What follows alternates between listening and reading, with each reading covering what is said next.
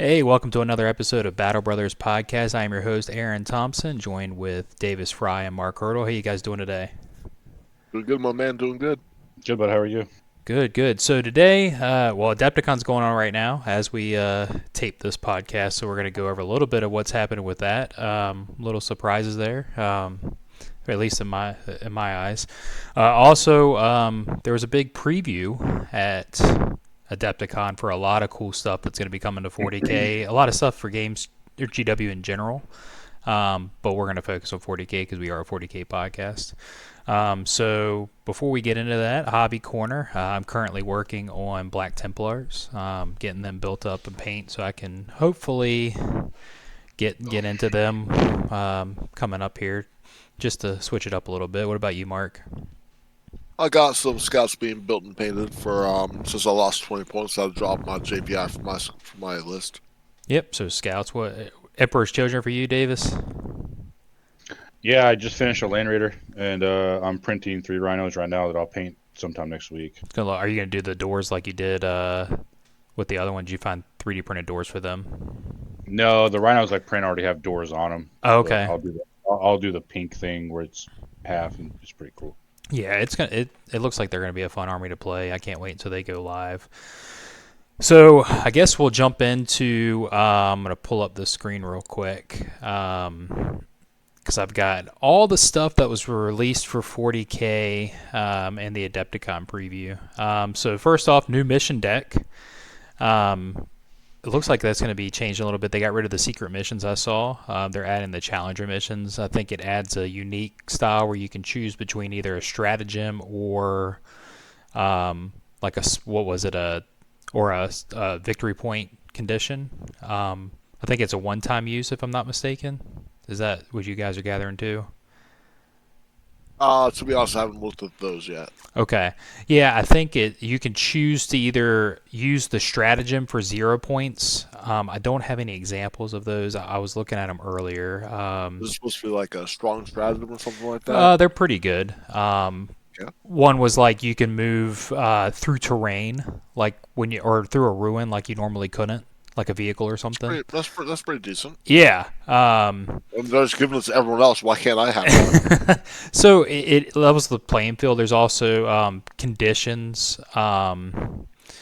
If you're trailing by more than 6 victory points, you can use either that or a special victory point to kind of catch up on. The ones I was kind of looking at were more geared towards it was like three victory points that you can gain, but it was pretty easy to gain. I think I like that better than secret mission. Nobody was doing secret missions. Well, once they made it so you couldn't score primary on turn 5, which was a good change, because before it would just be like, oh, I'm just going to score 45 points on last turn, and oh look, I win. Right. But once they capped it just 20 points on secret missions, I think that was a good change. But yeah, it did make it hard. They're much less useful. I like that these mission decks, they make subtle changes to the game. It kind of makes a difference. It kind of feels like a new game, but not like a drastic rule change. I think I'm excited for that. Any thoughts, Davis? Have you had a chance to look at any of them? I mean, they always change a little bit. It'll be nice to get some type of change. It's good that they've started changing it, once a year. So I look forward to it, especially as a TO. It's always fun to see how it changes the playing field. Yeah, so that's gonna be interesting. Crusade rules. We're a competitive 40K podcast, but they are releasing new Crusade rules. Space Wolves. That box set looks amazing. New models. They're getting an all-new army box that contains the Codex, which is a special edition Codex data cards, and new kits for Grey Hunters, Blood Claws, Wolf Guard, a Wolf Guard Battle Leader, a Wolf Priest, and a new unit called Head Takers. I think the Wolf Priest, I think that's what it. Yeah, that model is amazing. It has like 3 different heads to choose from. I like the guy with like the grizzly beard with braids, but I mean, it's I have to like talk myself out of. Oh, for some reason, all of our faces disappeared on the. Oh no. Yeah, I know. What did I do? Well, you can kind of listen to us now until I can figure that out. But yeah, I just. Why did it go? Anyways, well, I guess you're gonna listen. This is gonna be the listening portion of the podcast.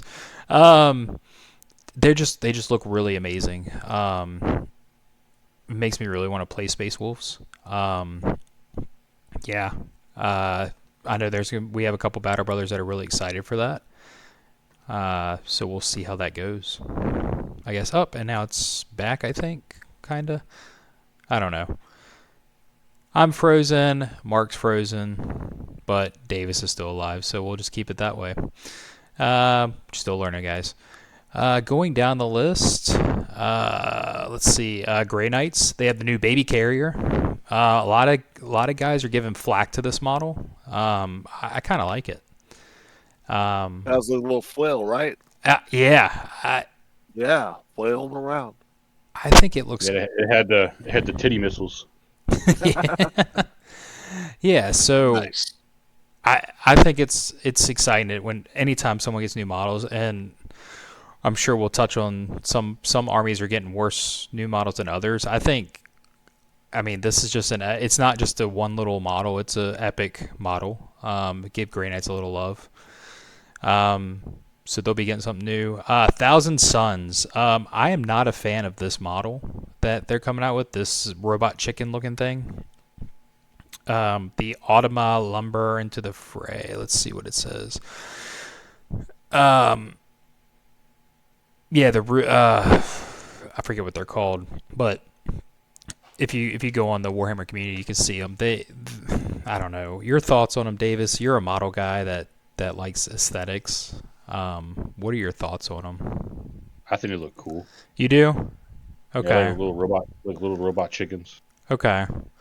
I'm not a fan of them. Yeah, I always love robots. I'm an Admech man myself. I don't care if they're heretical. I mean, as long as you can paint a smiley face on them. They remind me of a cross between Necrons, Admech, and Votan. With like I don't know. Well, it'd be interesting what they do. I'm sure they're going to add something cool to them. The special edition codexes that they're coming out for all the chaos is really cool. I like what they did with that. World Eaters getting a new character, the Slaughterbound. Again, I was hoping they were going to get something a little more. Model looks pretty decent. Interested to see what he does. But yeah, World Eaters, they'll be getting a new book as well. Death Guard, they're getting a new book as well. So they released that. I don't know if they released a new model. Did they say anything about a new model for that? I know. I didn't hear anything about it. Yeah, they have it's one new model. I can't remember the name of it, but it's pretty cool. Okay. He has like a sword flung on his back. It's pretty sweet. Okay. I know that they have a new Battle Force set coming out, or a new set coming out, and it looks really cool. So not 40K related, kind of the Kill Team box for the Tyranids. Like, I think there's a lot of cool Tyranid stuff in that box that you could put into a 40K game, like a standard 40K game. The Raveners look amazing in my opinion. The terrain looks really cool. I mean, typical Tyranid terrain, but definitely really cool. And it comes with some servitors as well. And I think that was it for 40K if I'm looking through everything. Yeah, so they said coming next, Chaos Knights, Imperial Knights, which they've been saying that for a while. But I guess they're like coming next. Next time on Dragon Ball Z. Yeah, I mean, they've been teasing Imperial Knights for a while, and so I don't know. I guess we'll see them this summer, I hope. Black Templars, which I'm excited about. I'm sure that they're only going to get a chaplain or something.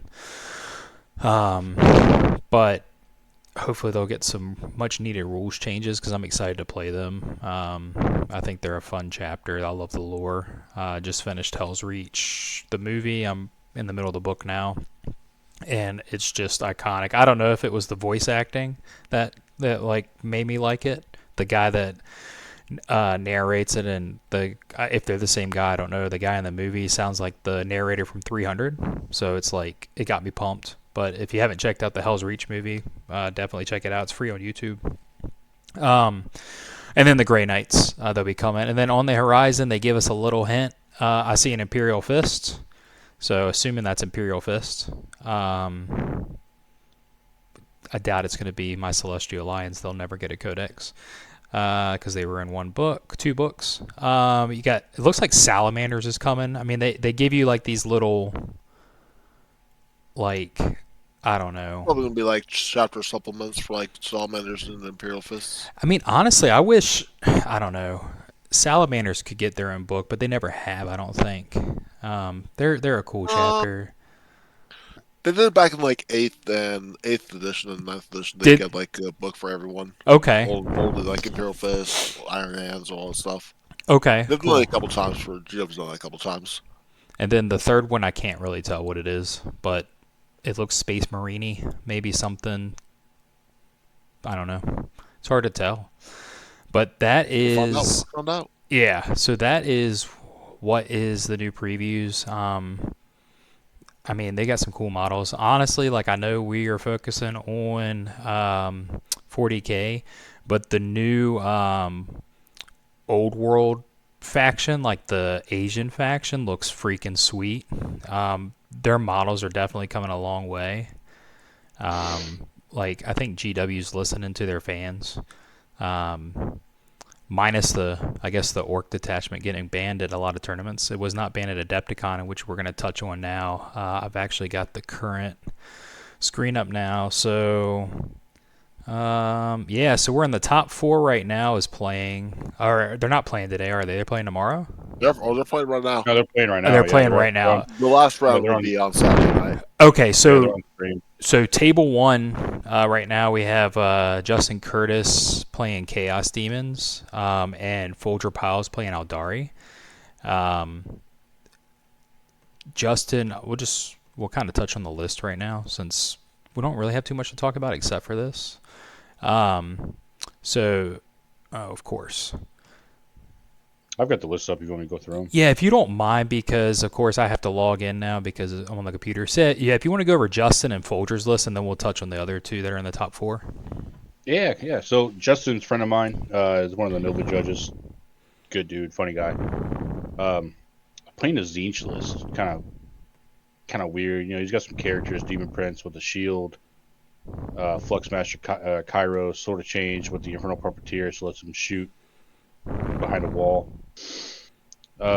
You know, standard characters there, but you know, some horrors, nurglings, you know, standard stuff that you see in one of these lists. But if you scroll down, you notice that he has 3 soul grinders. Yeah, they're cool though. I like them. I like the soul grinders. No, I do too. So there's a lot of beef there, a lot of stuff to have to pull through. You know, a lot of minuses to hit. You know, overall, just a funny list that does a bunch of janky stuff.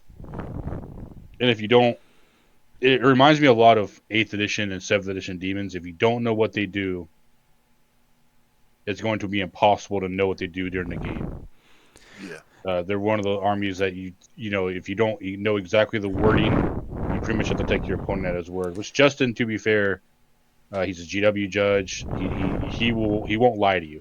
Right. But it's one of the things where it's hard to follow what they're doing because they do so many things at different times during the game. And I feel like in the competitive play, especially as I consider, I've been playing the game since, heck, some people may have not even been born yet, but 2005. And I consider myself a novice player because I've took a long break and I'm getting back and I'm still learning everything. And I think there's a huge advantage in playing an army that someone doesn't know how to know anything about. Not that you're trying to play a gotcha game, but I mean, you can't know everything. You can't explain, you know, when I go to a game, I try to explain what everybody does and they do the same thing, but you can't just remember that. And I think part of being a really good competitive player is learning all that. But when you play a list like that and you don't know what it does, like that's a huge advantage. Yeah, and well, it's funny because it's kind of the same thing with Folger's list. So, from my understanding, Folger's usually a Custodes player. But right now he's playing Yanari, and it's another one of those lists where if you don't know exactly what it does, it'll do shit without you knowing why it's happening. They do a lot of out of activation movements. They moved into their opponent's turn. Uh, it's just a lot of stuff that it's hard to outscore because they can just move on to objectives when you don't think they're going to be able to. Right, right. But his is pretty much a standard Yanari list.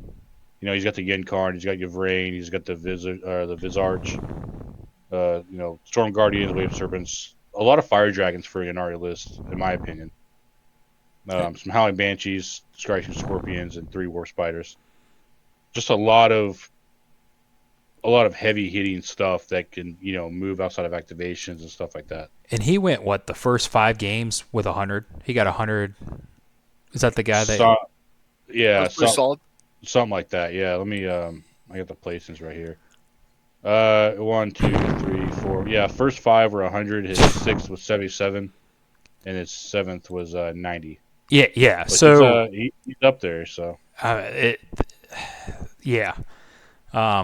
That's really good. And then it looks like table 2, we have Robin Roberts playing Gene Stealer Cult and Conan Jennings playing Space Marines. If you want to touch on them. Yeah, so they're actually on stream. Excuse me. Okay. They're on stream right now. If you guys listen to this podcast and you go back and watch the stream, it's on War Games live stream. Robin Roberts, friend of the clubs. Good dude, owns a 40K store down in I think North Carolina, the Nerd Bar. Good dude, good player. He's playing G Steelers, playing a little. He's not playing the final day, what everybody else sees. He's playing the Host of Ascension. Okay, something different. Yeah, a little bit different. Just a lot of stuff. Just stuff. I mean, he's probably got he's probably got 120 bodies on the board. His only real meat here is our 2 Bridge Runners. So no real armor on the table, just a lot of bodies that can come back and stuff like that. So but to the opposite of that, you got the other player, Conan Jennings. He's playing Gladius Strike Force, kind of the basic Gladius list you see right now. He's got Calgar, he's got Gilliman. He's got 3 Blitz's Dreadnoughts, Company Heroes. He's got the Reaper Gladiator that has the chain cannon. Okay, so a little different than most standard lists. Well, a lot of people take this only because of the +1 to wound. It does dev wounds. Yeah. It just throws a lot of damage out that gives you +1 to wound, so you can take down a harder. It shoot above its weight, which is what you want. Infiltrator Squad and Invader, and then 2 Vindicators. So all of this just hits hard, gets +1 to wound. You've got 2 Oaths because of Gilliman. Calgar is a beat stick with Company Heroes. It's just an overall good push list. Have you been watching the stream for this game? It just started. Oh, okay. It did. Okay. Yeah, they're literally deploying right now. So I'm curious I think that's a good matchup for the Space Marines. Having all those blasts. I guess Vindicator Blast isn't as good as. Well, yes and no. I mean, they just die. Right. Yeah. It's just like, can you get onto the objectives and score more than them? Yeah, can he out OC? Right. A million G Stealer Colts, which is probably not. And honestly, he doesn't have enough guns to really kill enough per turn, especially since Robin can just bring shit back. Yeah. Yeah. So we're saying probably Robin's the favor for that game. And what do you think the favor is for the Chaos Demons versus the Eldari? Of course, we'll know. I'll say Folger. Okay. Because it's Folger. I'm gonna lean towards Justin because I know Justin's just a really high caliber player. I mean, so is Folger. I'm not saying he's not, but I've seen Justin play. He reminds me a lot of a friend of mine or a friend of ours, Shuckman. So he can win a game with 2 models. So he's one of those guys. He's a good player, a good dude. Yeah. And with this other matchup, I don't know. I still lean towards the Marines only because Gilliman and Calgar just can have board control. Yeah. In the middle. So we'll see what happens. I'll be watching it as as the night progresses. Yeah, I'll be doing between that and baseball. It's opening season for baseball, so I was watching the Orioles game. So in the top 4, we have Demons, Eldari, Genestealer Cult and Space Marines, was this what you guys were expecting? Because I would have expected Space Marines and Demons, but with the new Orc detachment that everybody seems to love and hate, I was expecting to see more of that in the top 4. Do you think maybe people kind of realized what that list does and tailored their stuff to it and just kind of learned how to navigate it? That is possible. It also could just be a multiple of reasons. Maybe like it's not the same caliber of players bringing the orc list. Maybe it's like maybe people are just not don't have enough models to run it if they wanted to run it. I don't know how many of those orc lists were actually representative. How many of them actually went? How many of them were there, and how many of them went into the top 16 or top 32? It's a lot of different variables. Yeah, I think we were looking at it earlier in our little group chat, and I think 4 out of the top 32 players were Orc, the new Orc detachment. Um, And 3 in the top 16, and 0 in the top 8. yeah, probably still needs to be Yeah, Well, there was addressed. 1 in the top 8. There was 1 in the top 8, and then 0 in the top 4. I I did expect. I didn't expect G-Sword Cult, to be honest. I expected Marines. I expected Eldari. I expected Demons because they're really good right now. If I would have had to swap anything with GSC, it would have probably been Orcs, or I'm another Marine type detachment. and I don't think Orcs were on the top table at all, like being streamed. They may have been. No, well, they They may have been streamed on at least 1 Yeah, they may have been on on GW. GWs, but Joe didn't want them on stream because it's just a boring game Yeah. with Yeah. right now with DACA. Yeah. Yeah, I don't. I think that they're probably going to take this tournament into consideration when they look into what they do with it. I mean, GW is going to have to do something with it, whether we like it or not, just because events are banning it, which you can. I don't necessarily agree with. I don't know. It's hit or miss. I mean, you lose people. I know we're going to an event that's not banning them. They released today, and I'm still going to go play. I like to roll dice. If I'm going to lose, I'm going to lose, you know. So I don't know. I don't know what the answer is. I mean, do you think GW is going to fix this anytime soon, or do you think they're just going to ignore it until the next rule set? I hope they nerf it before BEA. That's all I care about. Yeah, because BEA, um, JC said that. She said we would use the nerfs as, or he would use whatever FAQs come out as long as it's not after lists are due. Actually, I think Like he list said deadline. even if they were, they reserved the right to use them. He said that Well, they're not banning I it think from the tournament. that's what he wrote, but he said that basically like once lists are submitted and they're like the deadline's out and you can't change them, he probably wouldn't be like, well, they're already submitted, they're already like lists are already out. But like the GW would probably come out with it on Wednesday, on a Wednesday or probably something like that. So if they come out with it the week before it BEA, it'll probably be in time. Yeah, and I don't know if that's going to happen. I mean, maybe we'll see it something. I mean, they're at Adepticon now, but I mean, I know that they're doing a pretty good job of listening to the community, but at the same time, are they're not going to get a quick out fix out that quick? I don't know. They're not in the top. They're not in the top tables right now. So is GW At going to one take that? tournament. Well, you're not I mean, you have wrong. to look You're at not last wrong. week. Last Yeah, week they won. They were like top 3 at 2. yeah, and maybe it's the Like caliber of players. That's also not. We don't even know what other events are happening this weekend. That True. Yeah, I guess we we'll need to. know. We'll know more like tomorrow and Monday when the stat check guys come out. Yeah, so Yeah. when we record next week, we'll have more to talk about because we'll know the outcome of the winner, and maybe we can kind of give our prediction on that. But I mean, demons look like they're pretty broken too. So do they get a fix, or are they just not that good? And maybe we're just seeing a lot of tournament wins from them lately. I don't I think don't think Demon is it's hard to nerfed. call them. Yeah, it's hard to call them broken. They're kind of like Chaos Knights or Knights in general. They got better because other things got worse. Yeah, Yeah. and I They're can't just seeing a lot of people playing them. really judge because I mean I play Marines and I get +1 oath and all kinds of shenanigans that other armies don't get. I mean, it's an interesting time. I mean, up until now, I wouldn't say up until now, but the edition's been pretty pretty good, and then different things in the top tables, and now it's people are getting shook up about it and banning it. I know the Europe tournaments are banning. They're ban heavy on stuff. We saw that with Votan and everything, and then the American tournaments are hit and miss. So it'll be interesting. Maybe we'll see something before BEA. We can talk about that. I think that's it for everything that was covered. You guys have anything else before we go into upcoming events? Yeah, not really. All right. So upcoming events right now, Adepticon's going on. Battle to End Alzheimer's, April 12th and 13th. We'll be at the Richmond Open, May 3rd through the 4th, and your Hobby Place GT, May 24th through 25th. I'm still waiting on final confirmation, but I believe the first weekend of December will be the Hammer for Heroes tournament to raise money for veterans and first responders in Chambersburg, Pennsylvania.